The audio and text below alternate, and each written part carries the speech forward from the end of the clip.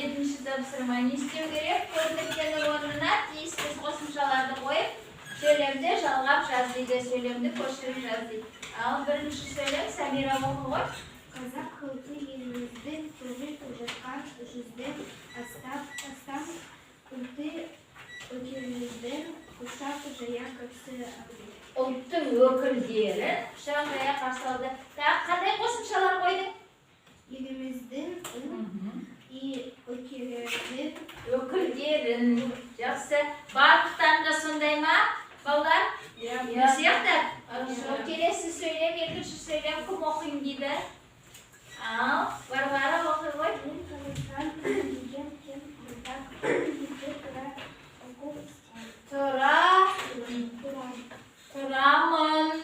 Жалғау. Мен себебі мен Қазақстан деген кем байдақ елде тұрамын. Барлықтарында солай ма, балдар? У всех-то? Жақсы. Келесі сөйлемді кім оқиын дейді? Марина оқи ғой. Үшінші сөйлем. Ал, Алия оқы. Қазақстанда 130-дан астам тұрады. Жақсы. Қандай қосымша жалғадың, Алия? Қазақстан да. Барлықтарында солай ма? Жақсы. Келесі Береке. О бейбіт, Өмір бейбіт, өмір сүріп жатыр. Ол емес, олар. Олар да көптік жалғау. Барлықтарында солай ма? Жақсы. Келесі кім оқиын дейді? Келесі үй тапсырмасы. Кім оқиын дейді? Келесі сөйлем. Келесі сөйлем кім оқиды? Самира оқи ғой. Мен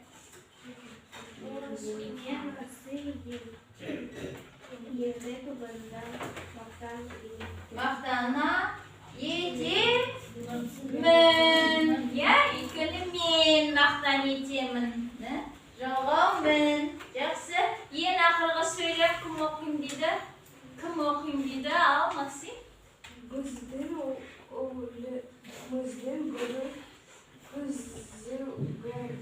Біздің елімізге бәрі қызығады. Барлықтарында солай ма, балалар? Жақсы. Өткен сабақта біз сендермен қандай тапсырма өттік? Қандай мәтін өттік, балалар?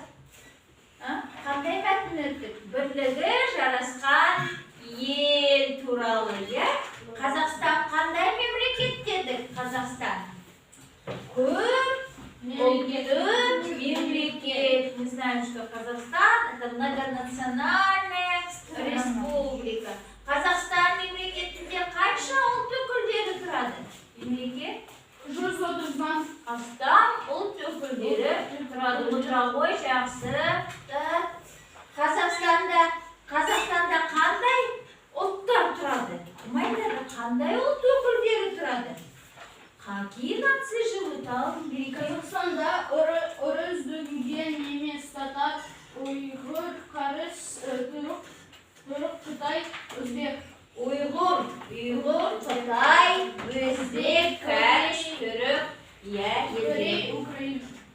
Тамаша, отыра ғой. Бұл ұлттардың барлығы қалай өмір сүреді Қазақстанда? Қалай? Татулықта өмір сүреді. Жақсы, ендеше балалар, бүгін біз сендермен жаңа тақырыптармен қарай жалғастырамыз. Бірлігі жарасқан ел тақырыбын, халықтар достығын жалғастырамыз. Бүгінгі біздің өтетін тақырыбымыз маған қазақ әндері ұнайды. Кітаптарында ашыңдар 87-ші бет. 87-ші бет. Бақтыңдар ма? Маған қазақ әндері ұнайды. Дәптерлерді ашыңдар, балалар. Бүгінгі күнді жазып қойыңдар. Сәуірдің 18-і сынып жұмысы. Маған қазақ әндері ұнайды. Ендеше балалар, қазір біз сендермен дәптерлерімізге бүгінгі күнді жазып қоямыз. Жазып қойдық қой бүгінгі күндерді. Бүгін нешесі? Сәуірді 18-і сынып жұмысы бүгінгі біздің өтетін сабағымыздың мақсаттары берілген бұл жерде. Бүгін біз сендерді сабағымызды бастамас бұрын, мен сендерге бірнеше сұрақ қойғым келеді. Чтобы начать сегодняшний наш урок, я хочу вам задать несколько вопросов. Бірнеше сұрақ қойғым келеді. Бірінші сұрақтарға жауап беріңдер. Қандай қазақша әнді білесіңдер? Қандай? Алда бар. Атамекен, тағы қандай? Алия? Наурыз, мереке, анашым, өте тамаша. Саған қандай ән ұнайды? Кім айтады? Саған қандай ән ұнайды? Рамзан, саған қандай ән ұнайды? Какие вам песни нравятся? Алия, дұрыс, жақсы. Тағы қандай ән ұнайды? Кімге қандай ән ұнайды? Какие песни вам нравятся? Қандай ән ұнайды, Максим? Карина Абрековна, сен бер мағару. Сен маған бірінші дұрыстап оқыш, мен сені түсінбейтін. Так, отыра ғой, Максим ойлар. Ал, Варвара. Наурыз ән ұнайды. Жақсы. Қазақ әншілерінен кімдерді сүйіп тыңдайсыңдар? Кого вы с любовью слушаете? Каких артистов казахских? Алия? Роза Румбаева. Варвара? Ескендір Хасанғалиев, тамаша. Елит? Мұхтар Мағауин, ол жақын ба? Он же не певец. Он же писатель, не певец. Қайрат Нұртас, современный да, жас, қандай әндерді білесіңдер? Жаңа бізге Варвара айтты, Ескендір Хасанғалиев деді. Ескендір Хасанғалиев, сендер естулерің бар шығар. Ескендір Хасанғалиевтің әні бар. Қандай әні бар? Ескендір Хасанғалиев. Атамекен. Ендеше балалар, бүгінгі біздің өтетін тақырыбымыз Атамекен әні. Ескендір Хасанғалиевтің Атамекен әні. Сол үшін балалар, біз сендермен қазір жаңа сөздерді дәптерлерімізге жазып алайық. Сөздік дәптерлерді ашыңдар. Откройте словарики. Давайте запишем новые слова. Сегодняшние новые слова запишите. Атамекен. Словарики откройте и запишите. Атамекен. Родина. Эн. Песня. Мора. Наследие. Қошемет. Аплодисменты. Осы уақытқа дейін, до настоящего времени, көңіл күй, настроение, сезім, чувство, ұнайды, нравится. Сөздік дәптерлерімізге жазып аламыз. Сосын міндетті түрде оны не істейміз? Жаттаймыз. Записываем новые слова. Словарики записали все новые слова, записываем новые слова в словарики.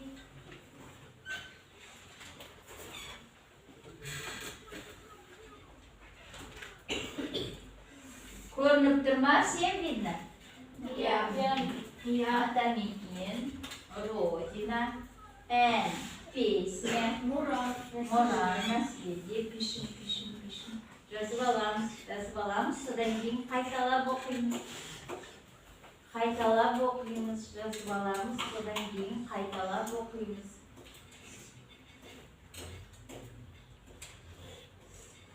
Атамекен, Родина, Эн, песня, Мора, наследие, Қошемет, аплодисменты, осы уақытқа дейін, до настоящего времени, көңіл күй, настроение, сезім, чувство, ұнайды, нравится. А теперь, балалар, давайте повторим. Родина, песня, эн. Повторите. Эн. Не эн, а эн. Наследие. Мура. Аплодисменты. До настоящего времени. Настроение.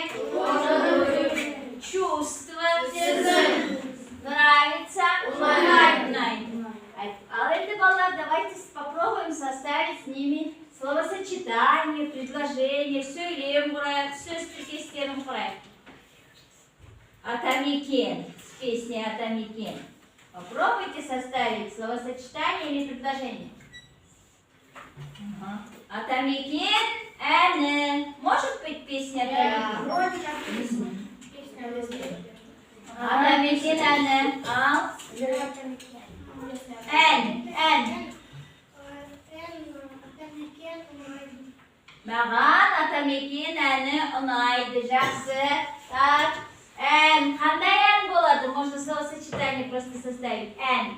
Хорошая песня. Как будет на казахском языке? Жақсы. Дұрыс. Иә. Жақсы ән Атамекен. Жақсы ән Атамекен, жақсы. Ал осы уақытқа дейін до нашего времени вы слышали песню Атамекен? Жоқ. Осы уақытқа дейін Атамекен әнін естіген жоқпын. Иә? Немесе сезім, со словом сезім. Сможете составить словосочетание или предложение? Атамекен сезім. Атамекен сезім? Мен дұрыс емес. Қалай дұрыс болады? Атамекен көңіл Күй сыйлайды. Может нам песня Атамекен настроение нам поднять может? Иә, болады. Жақсы. Иә. Енді балалар келесі мынандай тапсырма сіздерге. Кітаптарында ашыңдар. 88-ші бет. Таптыңдар ма? 88-ші бетте 4-ші тапсырма берілген. Мәтінмен жұмыс жасаймыз. Сейчас мы будем работать по тексту. Я вам прочитаю один раз текст. Вы потом мне расскажете, о чем говорится в этом тексте. Мәтін туралы. Тапсырма. Ән халықтың мұрасы. Ән өнер. Ән адамның көңіл күйі, қуанышы, сезімі. Менің ұлтым орыс. Маған қазақ әндері ұнайды. Менің анам қазақша әндерді жақсы айтады. Мен де анаммен қосылып ән айтамын. Мен Атамекен әнін жақсы көремін. Ол патриоттық ән. Атамекен туған жерге арналған ән. Бұл ән 1970 жылы жазылған. Атамекен әні Қазақстан Республикасының халық артисі Ескендір Хасанғалиев орындайды. Ескендір Хасанғалиев шетелде жүрген кезінде Қазақстанды сағынған. Атамекен туралы ән жазады. Әннің сөзін ақын Қадыр Мырза Али жазған. Атамекен әні халық жақсы көреді. Бұл әнді Ескендір Хасанғалиев айтқан кезде халық орнынан тұрып бірге айтады. 1970 жылы Ескендір Хасанғалиев Швеция елінде осы әнді айтады. Стокгольм қаласында Гольм қаласының адамдары Атамекен әнін айтқан Ескендір Хасанғалиевке үлкен қошемет көрсетеді. Қазіргі кезде дейін бұл әнді бәрі айтады. Атамекен Қазақстан халқы сүйіп тыңдайтын ән. Өйткені Қазақстан бәріміздің ортақ Атамекеніміз. Сен Атамекен әнін білесің бе? Кел қосылып айтайық дейді. Иә. Мәтін не туралы айтылған? О чем говорится в тексте? Про песню, да? Песня, говорят, это что? Это наследие народа. Вот эти вот новые слова, вот смотрите, жаңа сөздерге қарап, мәтіннің мазмұнын түсіндірейік. Давайте с помощью новых слов попробуем объяснить значение этого текста. О чем говорится в этом тексте? Не туралы айтылады, ән туралы айтылады. Ән халықтың мұрасы дейді. Песня – это народное наследие. Ән өнер дейді. Это искусство песни, да? Менің ұлтым орыс дейді. Я по нации русский, но мне нравятся песни какие? Казахские. Мен қазақ әндерін қосылып айтамын дейді. Мен анаммен де айтамын дейді. Я вместе с мамой пою песню. Мен Атамекен әнін жақсы көремін дейді. Я люблю какую песню? Атамекен песню. Атамекен песня о чем говорится в этом песне? О родине, да? Туған жер туралы, про родную землю говорится, да? Бұлан қай жылы жасылды? Бұлан қай жылы жасылды? 1970 жылы жазылды. Жақсы. Бұл әнді кім орындады? Кто исполнил эту песню? Ескендір Хасанғалиев. Ескендір Хасанғалиев. Ескендір Хасанғалиев оны қай жақта жазды? Где он написал, где он был? Вы только что я вам читала. Когда он был за рубежом, да? Он так скучал по своей родной земле и написал песню Атамекен, потому что Атамекен переводится родина. На родине очень соскучился и написал эту песню. А слова написал кто? Кім жазды сөздің әнін? Слова песни кто написал? Я вам читала. Ал Мереке? Қадыр Мырза Али жазған. Атамекен әнін кімдер жақсы көреді? Халық, народ любит. Народ любит эту песню. Они вместе, когда поется эта песня, весь народ встает и поет эту песню. Халық тұрып қосылып ән айтады. Себебі бұл қандай ән? Патриоттық ән. Это патриотическая песня. Поэтому, когда поют эту песню, нужно обязательно встать. Барлығы тұрып орнынан айтады. Бұл өйткені сондай ән. Патриоттық ән. Ал бұл әнді айтып болғаннан кейін адамдар не көрсетеді? Қошемет көрсетеді. Что делают люди? Аплодируют. Это очень такая песня Атамекен, Казахстан халқы сүйіп тыңдайтын ән дейді. Все любят слушать, народ любит слушать эту песню. Они с любовью читают. Поют эту песню. А вы сами эту песню когда-нибудь слышали? Пели? Слышали, знаете, да? По телевизору всегда поют эту песню. Когда эту песню поют, да, все люди встают с места и поют эту песню. Потому что эта песня патриотическая песня. Патриоттық ән. Хорошо. Теперь, балалар, әрмен қарай мынандай тапсырма. Вы все тетради открыли, да? Давайте вспомним. Есімізге түсірейік. Мы с вами до этого проходили болымды, болымсыз етістіктер. Проходили? Проходили. Болымды, болымсыз етістіктер. Кәдімгі дәптерлерге жазып алайық.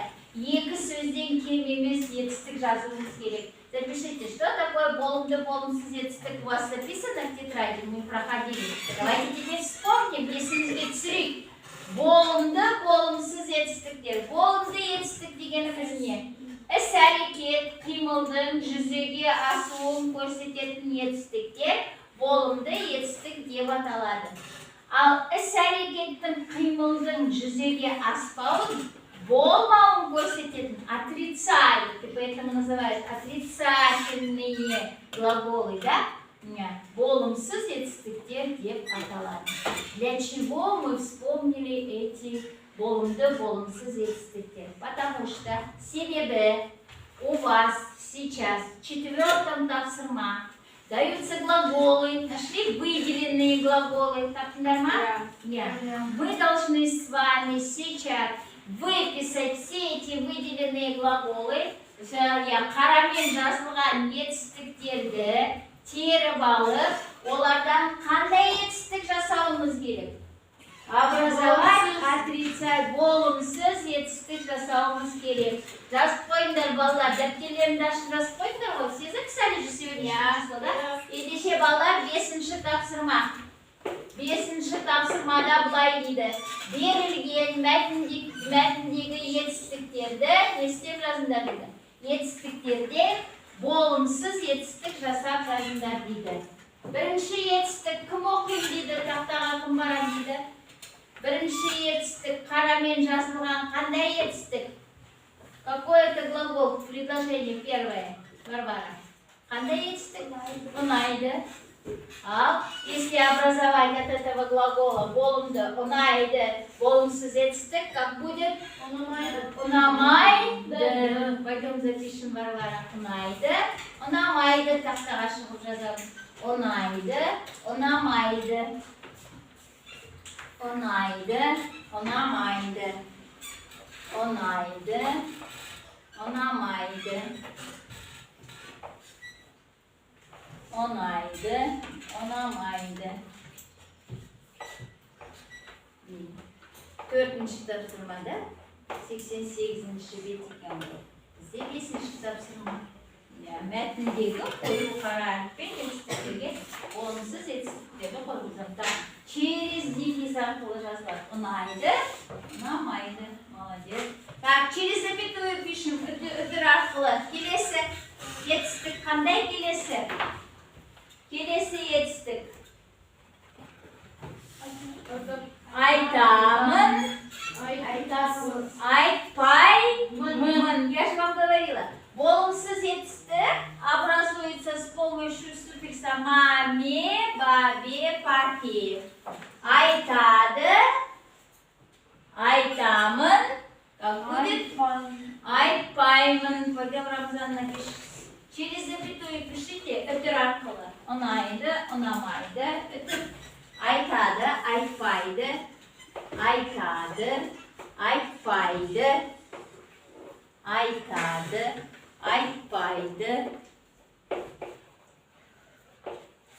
Айтады, айтпайды. Айтады, айтпайды. Дәптерлерімізге жазып аламыз. Келесі етістік. Келесі етістік қандай? Көремін. Болымсыз етістік. Көресің, көремін. Көрмеймін. Көрмеймін. Мереке. Тек жазамыз. Көремін. Көрмеймін. Көрмеймін.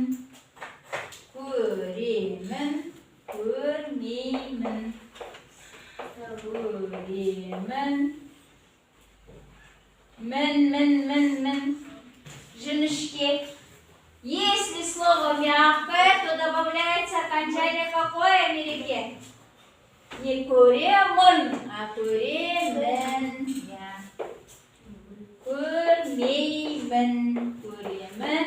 Көрмеймін. Жақсы, отыра ғой. Келесі. Сағынады. Не сағынайды, сағынбайды. Я же вам говорила, маме, бабе, папе. Сағынбайды. Кто пойдет запишет, кім жазам дейді? Ал, тағы да Рамзан. Пойдем. Сағынады, сағынбайды. Болымсыз етістікті әлі де білмейміз. Болымсыз етістікпен жұмыс жасауымыз керек әлі де. Сағынады, сағынбайды. Сағынады, сағынбайды. Как ты написал, хорошо? Сағынайды, сағынады, сағынбайды.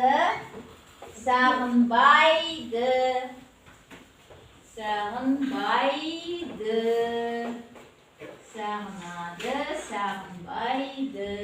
Өтіп. Так, келесі етістік қандай, Ваня? Келесі? Жақсы, оқы. Жақсы көреді. Жақсы көрмеймін. Пойдем запишем. Жақсы көреді. Жақсы көрмейді. Жақсы көреді, любит, да? Жақсы көрмейді. Жақсы көремін. Жақсы көреді. Вань, кітапты қараш, кітапты. Посмотри в учебник, как написано. Көреді. Жақсы көреді. Жақсы көрмейді. Жақсы көреді. Жақсы көрмейді.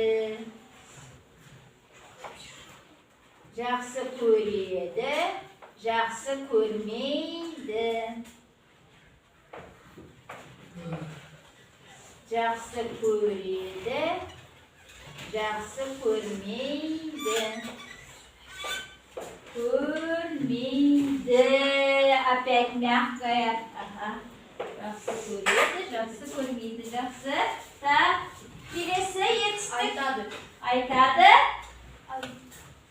Айтпайды. Айтпайды. Айтпайды. Пойдем, Вероника. Аха, Вероника жазалады. Айтады. Айтпайды. Айтады. Айтпайды. Айтады. Айтады. Смайлинді буква істеміздер тұр. Айтады. Айтады. Айтпайды. Айтпайды. Айт. Пайды. Ага. Д. Твердое. Вы путаете звуки. Если в слове есть твердые гласные. Отровой, жақсы. Айтады, айтпайды.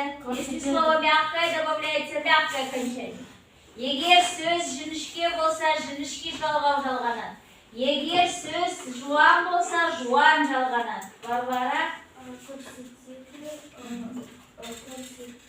Молодец. Көрсетеді, жарайсың. Көрсетеді, көрсетпейді. Аха, тақтаға шыға ғой. Так, енді түсінікті ма? Теперь понятно? Добавляете суффиксы маме, бабе, бабе. И у вас получится отрицательная форма глагола. Болымсыз етістік. Отрицательная форма глагола. Көрсетеді, көрсетпейді. Все записали? Барлықтарымыз зәттерімізге жазып аламыз. Эту тему мы с вами проходили. Это мы только вспоминаем. Еске түсіру. Еске түсіру Айдары дейді. Нужно было вспомнить. Вот мы вспомнили, потом записали. Задание было у нас такое, 4-е тапсырма, да? Жақсы. Келесі балалар мынандай тапсырма сендерге. Все записали? Успели? Да. Жазып болдық па? Енді балалар мәтін бойынша жұмыс қараңдар. Мәтінде берілген сөйлемдерді қараңдар. Еще раз прочитайте текст. Мәтінді оқып шығыңдар. Прочитайте текст, потому что задание будет шын жалған. Тапсырмасын орындау керек. Шын жалған. Шын это значит правда, а жалған это значит неправда. Обычно у нас есть такое тапсырма дұрыс емес, да? А тут наоборот пишется шын жалған, жалған. Жалған это значит неправильно, да? Шын это значит правильно. Так. Мәтінді оқып шығамыз. Мәтін бойынша сөйлемдер берілген. Осы сөйлемдердің шын жалған екенін айтамыз. Сначала подумайте, сделайте у себя. Сделайте у себя, прям запишите, написано же. Дәптерге орында. Шын жалған тапсырмасын дәптерге орында. Нужно записать тетрадь и сказать шын. Если шын, вы в скобках пишете шын. Если жалған, в скобках пишете жалған. Записываем тетради, дәптерлерімізге жазамыз. Бірінші сөйлем. Ән халықтың мұрасы. Дәптерлерімізге жазып аламыз. Ән халықтың мұрасы.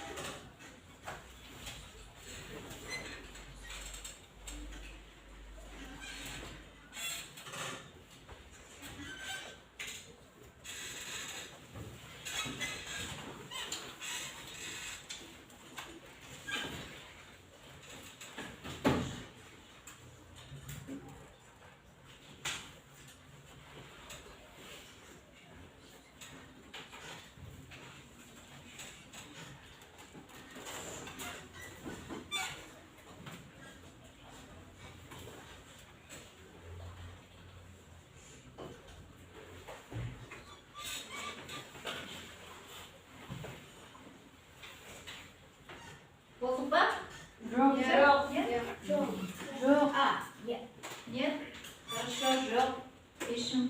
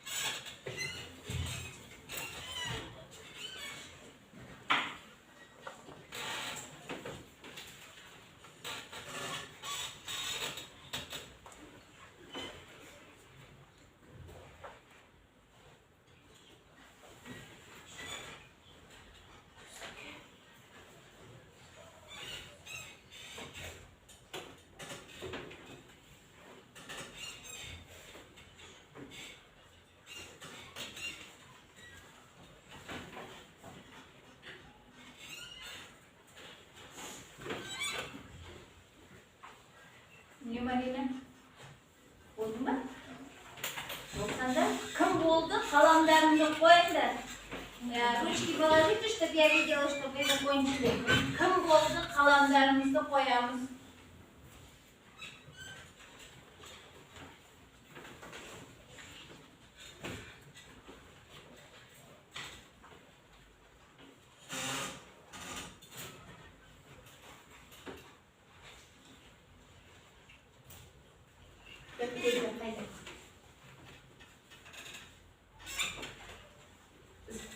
Söylemleri толық жазамыз, Максим. Söylemді толық жазамыз. Мен саған ылғи айтамын. Söylemді толық жазамыз.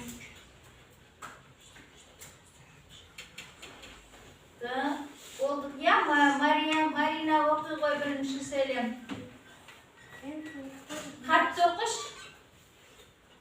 Қатты оқы. Громко читай. Не ән. Повтори. Ән халықтың мұрасы. Шын. Ал. Алина. Жақсы. Алина. Сөзден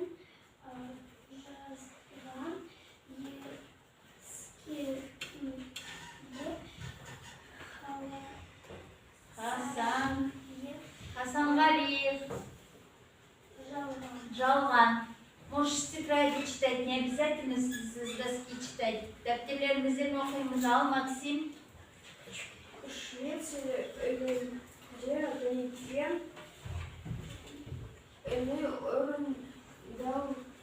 орындалды. Жалған? Швецияда Швеция елінде атамекен әні орындалды. Жалған. А было исполнено где? Қай жақта? Швецияда ма? Кітаптарымды қараңдар. Если вы сомневаетесь, посмотрите. Осы әнді Швецияда айтады, Алия. Дұрыс па? Это же правда, шын ғой? Шын. Келесі, Варвара.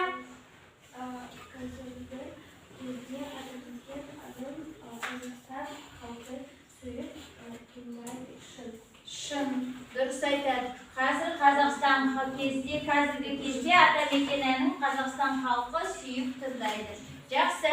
Ендеше балалар, мен сендерге вот я вам положила стикеры, вы на этом стикере будете сейчас мне писать в конце урока. Сейчас пока не трогайте. В конце урока мы с вами сделаем рефлексию. Вы мне потом напишите по этому уроку, что вам понравилось, что нам нужно еще над чем надо работать, что было вам трудно. Нет. Саған қандай қиындық туғызды? Нені жақсы меңгердіңдер? Сабақ сендерге ұнады ма, ұнаған жоқ па? Понравился ли вам урок? Что тебе было трудно? И что ты еще хочешь знать? Что тебе еще было особенно в этом уроке? Жақсыма ерекше түсті. Не надо ничего подписывать. Так, теперь, балалар, бүгін біз сендермен қандай тақырып өттік? Какую тему мы сегодня с вами прошли? Қандай тақырып өттік? Маған қазақ әндері ұнайды. Жақсы отыра ғой.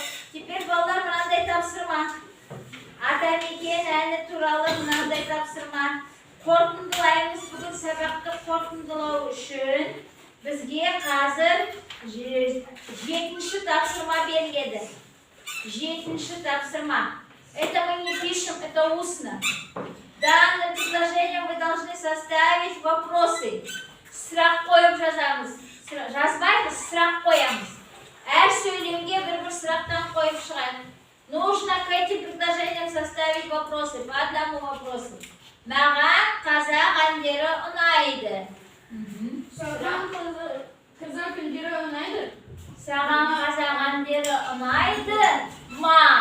Немесе саған қандай қазақ әндері ұнайды? Задание понятно, как нужно составлять? Все, время пошло, через 2-3 минуты будем тексеремся. Много вопросов задавать не надо, только по одному вопросу, каждому предложению по одному вопросу. Әр сөйлемге бір сұрақ. Әр сөйлемге бір сұрақтан жазамыз. Әр сөйлемге бір сұрақтан жазамыз. Устно, ауызша жұмыс жасаймыз. Әр сөйлемге бір сұрақтан.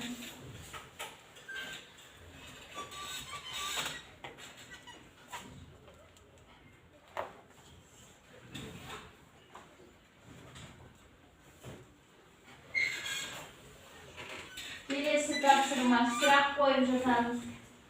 Әр сөйлемге бір сұрақтан. Каждому предложению по одному вопросу составьте. 7-ші тапсырма, устно.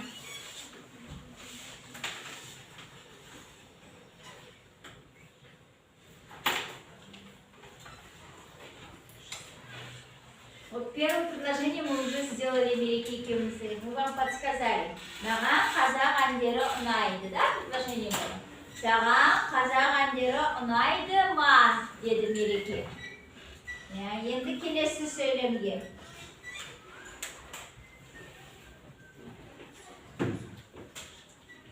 Кім дайын? Кім дайын? Келесі сөйлем. Только второе предложение читайте, вопрос составить. Кім дайын? Кім дайын айтам дейді. Мереке, екінші сұрақ. Варвар айтам дейді, ал Варвар айта ғой. Нет, сначала предложение Варвара прочитай.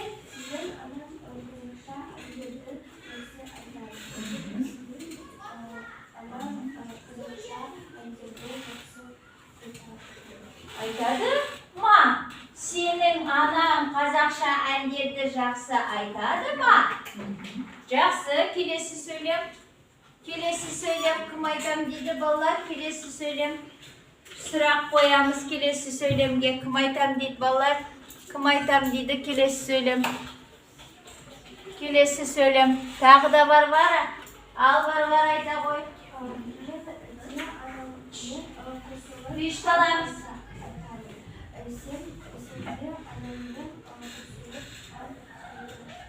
Айтасын ба.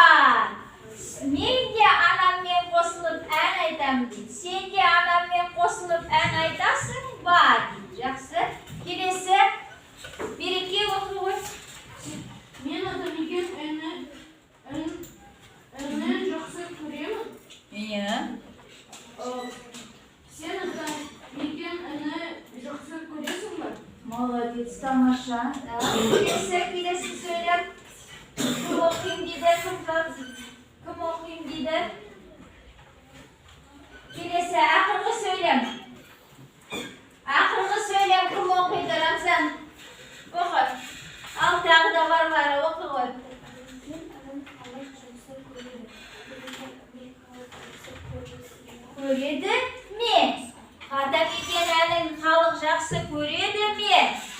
балалар. Осымен балалар біз сендермен үй тапсырып қойып, жаңа тақырыпты аяқтаймыз, үйге тапсырма. Запишите домашнее задание. 6-е тапсырма, 6-шы тапсырма, 88-ші бет. 88-ші бет үйге тапсырма. Қате жазылған сөйлемдерді тап дейді.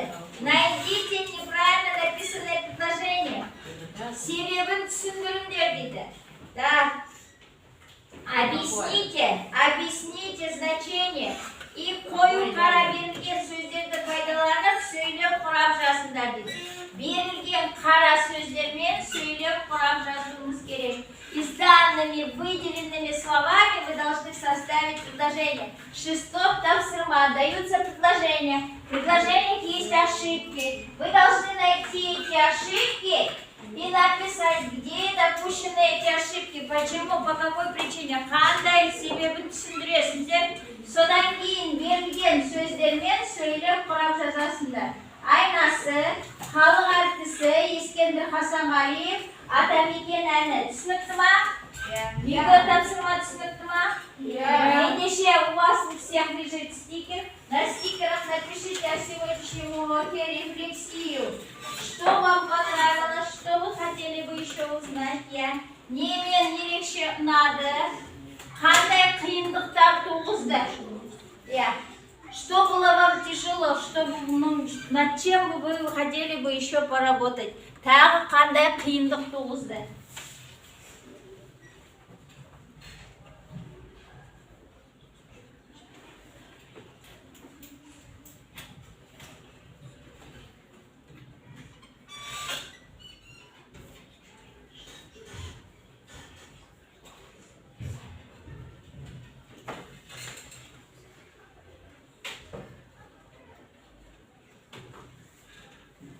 Так, үйге тапсырма түсінікті ғой, балалар? Так, кім оқимын дейді, рефлексия написали, сдайте, если не хотите читать, сдайте рефлексию, мне на стол положите.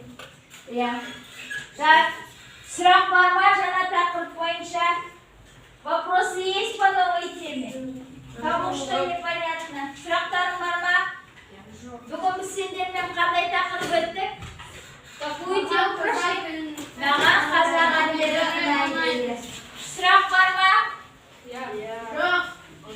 Сұрақ болса қойыңдар, сұрақтарың жоқ болса балалар. Стикерлеріңді маған өткізіңдер. Сдайте мне свои стикеры.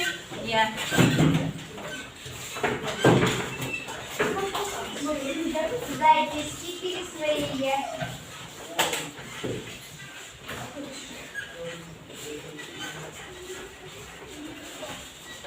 Балалар, сұрақтарың жоқ болса, балалар, сабақ аяқталды. Сау болыңдар, орнымыздан тұрамыз. Орнымыздан тұрамыз. Сабақ аяқталды, сау болыңдар.